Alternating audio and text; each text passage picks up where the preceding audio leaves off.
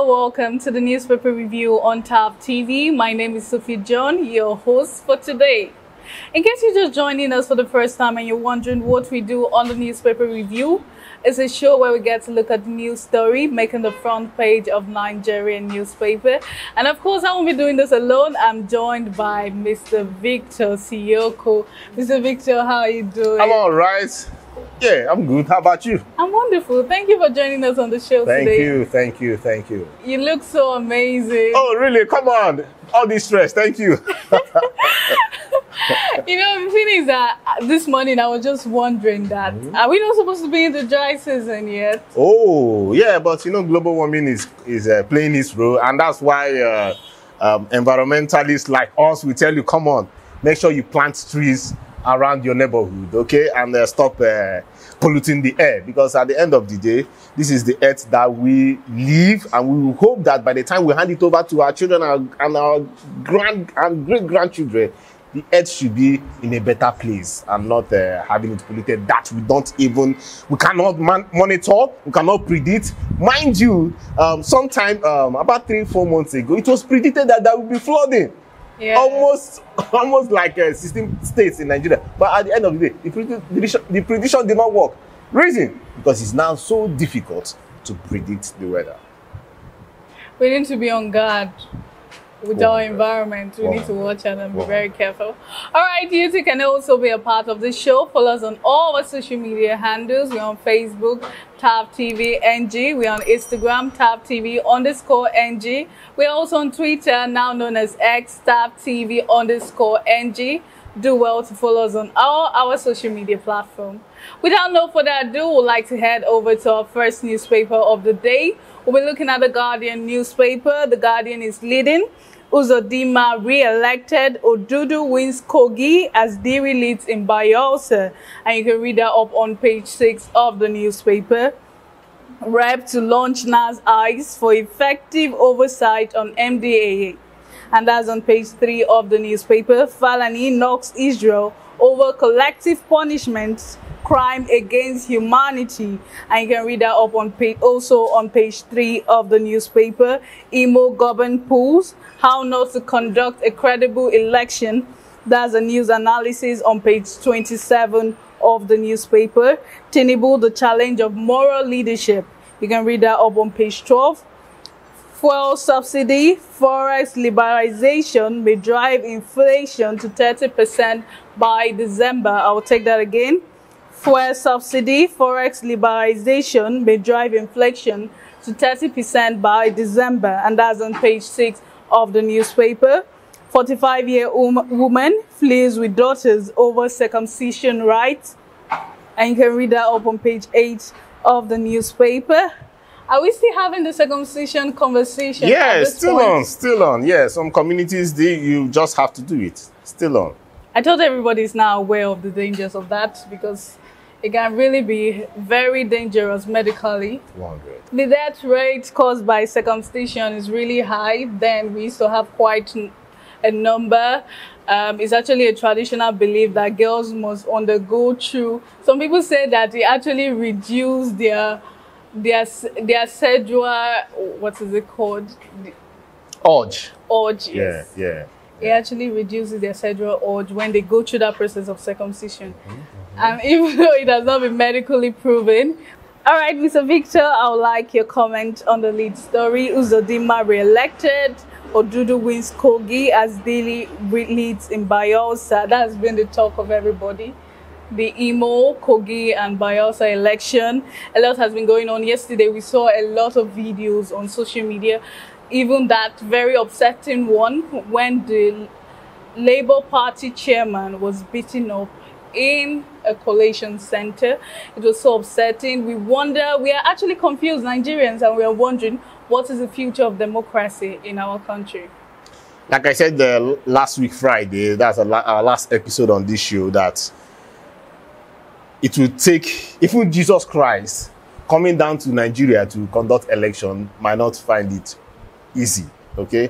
Because this system has just so decayed that you just be wondering, what is the need for democracy? Okay, why don't we now just save those monies? Look at last election, we spent about 19 billion naira to conduct a fruitless election. So why don't you just save that money, use it to build schools and hospitals, and then select the leaders? Okay? Because it does not really make sense when these monies are being brought out, and at the end of the day, you find out that it is more like a fight. Okay? Who will empower who? Physically, financially, and otherwise. Okay? Well, but the results are out. What are we to do? Go into details of the result and tell people what has happened. Okay? Like in Imo State, it was not shocking for me that Hope Uzodimma became re-elected, and I was even surprised, more surprised. Mind you, on Friday I predicted that just about 10% persons might come out to vote out of the 5.1 million qualified voters they were supposed to vote for these 3 off-cycle elections. Okay, but then I was surprised to see that over 500,000 persons voted in Imo State. I was very, very surprised. I was surprised too. Okay, for a state that has I think about 2 million voters, 500 people turned out, and I'm like, how possible? Reason, because the people that went back to get their PVCs that re-registered as at last year were people that was out to vote for presidency. Okay, and mind you, after the elections of February this year, you find out that many Nigerians were subdued mentally, physically, psychologically with the election matters in Nigeria. Yes. So how come 1/4 of registered voters in Imo State came out to vote? Are you getting me? So I'm surprised. But then let's not also forget that in Kogi, that the SDP chairman came out to say that for a particular local government, that the voting was more than the registered voters. We see that every time. Okay, so that is where, but you keep wondering why these numbers. Yes, I know at the end of the day they might go to court, but then the INEC that are supposed to upload this thing to the IREF, which yes, in many places it was uploaded in the IREF. The question now is, will they be able to filter out incidences or places where there was overvoting? What will happen at the end of the day? So you find out that we are in a very confusing, very bad state when it comes to election in this country. The old tricks has been remixed. Some have been played at the old tricks. Some of them have been played at the old tricks of coming to a particular region and tell them, if you are not voting for this particular candidate. It happened in Bayelsa. If you're a non-indigene and you're not going to vote for this person, please don't come out on the election day. Okay, then the old tricks of vote buying, which I don't know whether we have that discussion in a broader form. But then the results that were announced, APC for Imo State won in a landslide, over 400,000 votes for Uzodimma. The second, although the PDP there are a lot guy. of controversies surrounding Oh, sure, that. but the one that has been announced. We had the LP governorship candidate. He came out to say that the collation centers, only APC party agents were allowed in. And he also talked about the Labour Party chairman that was beaten, very embarrassing. And even that video of I don't know whether you saw that video of that police officer that came to steal ballot boxes, that the people, the citizens, the voters had to arrest him by themselves. Are you serious? No, I didn't see that video. Wow. It was really embarrassing the way they were shoving him out, a policeman in his uniform. Wow. Crazy. The LP candidate also alleged that the security agents, they were helping APC to vote. They were helping them rig the election. And then it's actually very confusing. What are the roles of security agents in our election? How should they interfere and how should they not interfere? What are they supposed to do? Are they there to just maintain the peace, or are they there to be subjective in a way? Let me tell you a very simple thing. Though. If the EFCC, that's where the EFCC, for me, they are not working. So in a sane climb, in a sane environment, smart thinking environment, they will collect the whole names of the police officers that went for the election in these 3 states. 1, they collect the names of the INEC officers that participated, both ad hoc and permanent staff. Do you know what they will do? Just within this weekend, between Friday and Sunday, check their accounts. They have BVN. Check their accounts. You will see that miracle happened along the way. Miracle. All of them, as in, go and check their accounts.